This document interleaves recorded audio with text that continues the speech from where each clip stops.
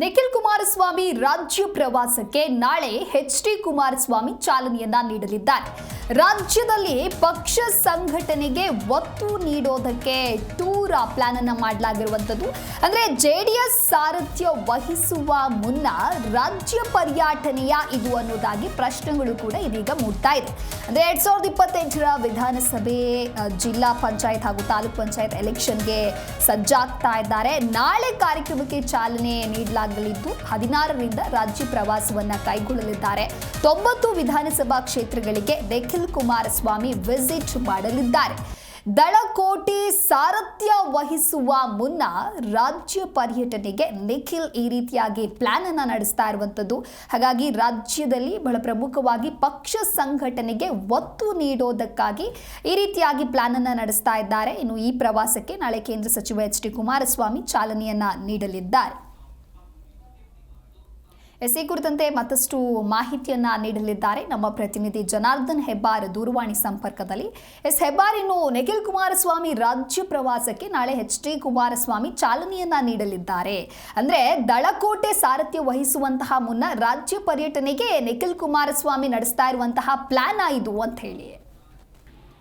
Divya, JDS ಪಕ್ಷ ಸಂಘಟನೆಗೆ ಹೆಚ್ಚು ಒತ್ತು ಕೊಡುವಂತಹ ಪ್ರಯತ್ನವನ್ನ ಮಾಡ್ತಾ ಇದೆ. ಇನ್ನೊಂದು ಪ್ರಮುಖ ವಿಚಾರ ಏನಂತಂದ್ರೆ, ನಿಖಿಲ್ ಕುಮಾರಸ್ವಾಮಿ ಅವ್ರನ್ನ ಜೆಡಿಎಸ್ ರಾಜ್ಯಾಧ್ಯಕ್ಷರನ್ನಾಗಿ ಮಾಡಬೇಕು ಅನ್ನೋಂತ ಆಗ್ರಹ, ಒತ್ತಡ ಪಕ್ಷದೊಳಗಡೆಯಲ್ಲಿ ಕೆಲ ಪ್ರಮುಖರು ಮತ್ತು ಕಾರ್ಯಕರ್ತರಿಂದ ಕೇಳಿ ಬರ್ತಾ ಇದೆ. ಆದ್ರೆ ಏಕಾಏಕಿಯಾಗಿ ನಿಖಿಲ್ ಅವರನ್ನ ರಾಜ್ಯಾಧ್ಯಕ್ಷರನ್ನಾಗಿ ಮಾಡಿದ್ರೆ ಸರಿ ಹೋಗಲ್ಲ, ಇದು ಮತ್ತೆ ಕುಟುಂಬ ರಾಜಕಾರಣ ಅಂತ ಆರೋಪವನ್ನ ಕೂಡ ಪಡ್ಕೊಳ್ಳುತ್ತೆ. ಹೀಗಾಗಿ ರಾಜ್ಯ ಪ್ರವಾಸವನ್ನ ಮಾಡ್ಲಿ, ಎಲ್ಲ ಪ್ರಮುಖ ಪಕ್ಷದ ಪ್ರಮುಖ ಪದಾಧಿಕಾರಿಗಳನ್ನ ಭೇಟಿಯಾಗ್ಲಿ, ಅವ್ರ ಜೊತೆಯಲ್ಲಿ ಚರ್ಚೆ ಮಾಡ್ಲಿ, ಪಕ್ಷ ಸಂಘಟನೆಗೆ ಒತ್ತು ಕೊಡ್ಲಿ, ಆ ನಂತರದಲ್ಲಿ ಅವರೆಲ್ಲರಿಂದನೇ ಹೆಚ್ಚಿನ ಪ್ರಮಾಣದಲ್ಲಿ ಆಗ್ರಹ ಬರ್ಲಿ, ಅವಾಗ ಇವ್ರನ್ನ ರಾಜ್ಯಾಧ್ಯಕ್ಷನ ಮಾಡಬಹುದು ಅನ್ನೋ ಆಲೋಚನೆ ಒಂದ್ ಕಡೆಯಲ್ಲಿದೆ. ಇನ್ನೊಂದ್ ಕಡೆಯಲ್ಲಿ ಜೆಡಿಎಸ್ ಬಿಜೆಪಿ ಮೈತ್ರಿ ಇದ್ದಾಗಿಯೂ ಸಹಿತ ಈ ಸಂದರ್ಭದಲ್ಲಿ ಸುಮ್ಮನಾಗ್ಬಿಟ್ರೆ ಕೇವಲ ಮೈಸೂರು ಭಾಗಕ್ಕಷ್ಟೇ, ಮೈಸೂರು ಕರ್ನಾಟಕ ಭಾಗಕ್ಕಷ್ಟೇ ಪಕ್ಷ ಸೀಮಿತ ಆಗತ್ತೆ. ಆ ಕಾರಣಕ್ಕಾಗಿ ಇಡೀ ರಾಜ್ಯವನ್ನ ಸುತ್ತಬೇಕು.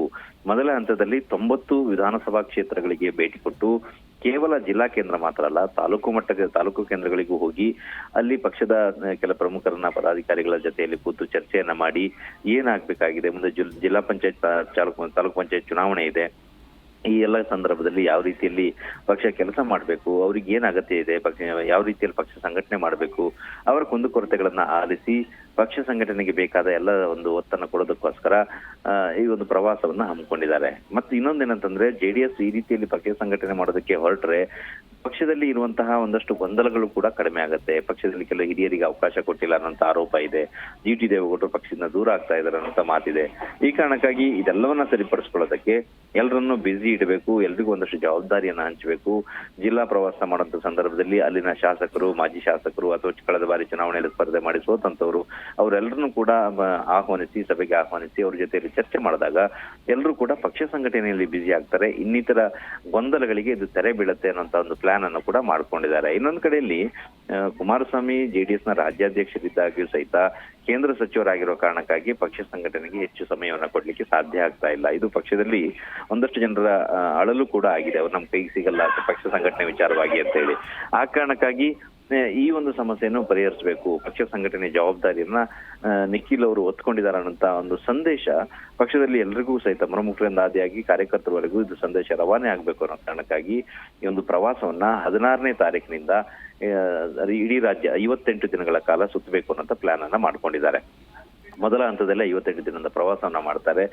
ಬೇರೆ ಬೇರೆ ವಿಧಾನಸಭಾ ಕ್ಷೇತ್ರಗಳಿಗೂ ಹೋಗ್ತಾರೆ, ತಾಲೂಕು ಮಟ್ಟದಲ್ಲಿ ಕೂಡ ಹೋಗಿ ಚರ್ಚೆಯನ್ನ ಮಾಡಿ ಬರ್ತಾರೆ. ಈ ಒಂದು ರಾಜ್ಯ ಪ್ರವಾಸ ಕಾರ್ಯಕ್ರಮಕ್ಕೆ ನಾಳೆ ಚಾಲನೆ ಕೊಡುವಂತಹ ಕೆಲಸ ಆಗ್ತಾ ಇದೆ. ಜೆಡಿಎಸ್ ನ ಕಚೇರಿ ಜೆಪಿ ಭವನದಲ್ಲಿ ಕುಮಾರಸ್ವಾಮಿ ಸೇರಿದಂಗೆ ದೇವೇಗೌಡರು ಸಹಿತ ಆರೋಗ್ಯ ಸಹಕರಿಸಿದ್ರೆ ಬರ್ತಾರೆ ಅನ್ನೋ ಮಾಹಿತಿ ಇದೆ. ಅವರೆಲ್ಲರೂ ಕೂಡ ಕಾರ್ಯಕ್ರಮದಲ್ಲಿ ಭಾಗಿಯಾಗ್ತಾರೆ ಮತ್ತು ಪಕ್ಷದ ಶಾಸಕರು, ಮಾಜಿ ಶಾಸಕರು, ಪರಿಷತ್ ಸದಸ್ಯರು, ಇವರೆಲ್ಲ ಪ್ರಮುಖರೆಲ್ಲರೂ ಕೂಡ ಸಭೆಯಲ್ಲಿ ಉಪಸ್ಥಿತರಿರ್ತಾರೆ. ಅಲ್ಲಿ ಒಂದಷ್ಟು ಸಲಹೆಗಳನ್ನ ಪಡ್ಕೊಂಡು ರಾಜ್ಯ ಪ್ರವಾಸ ಮಾಡಿ ಪಕ್ಷ ಸಂಘಟನೆ ಮಾಡಬೇಕು, ಬಿಜೆಪಿ ಜೊತೆ ಮೈತ್ರಿ ಇದ್ದಾಗಿಯೇ ಪಕ್ಷವನ್ನ ಇನ್ನಷ್ಟು ಬಲಗೊಳಿಸಿಕೊಳ್ಬೇಕು ಅನ್ನೋಂತ ಚಿಂತನೆಯಲ್ಲಿ ಜೆಡಿಎಸ್ ತೊಡ್ಕೊಂಡಿದೆ. ಅದಕ್ಕೆ ನಾಳೆ ಚಾಲನೆ ಸಿಗ್ತಾ ಇದೆ. Divya, okay, thank you Hebbar ನಿಮ್ಮೆಲ್ಲ ಮಾಹಿತಿಗಾಗಿ.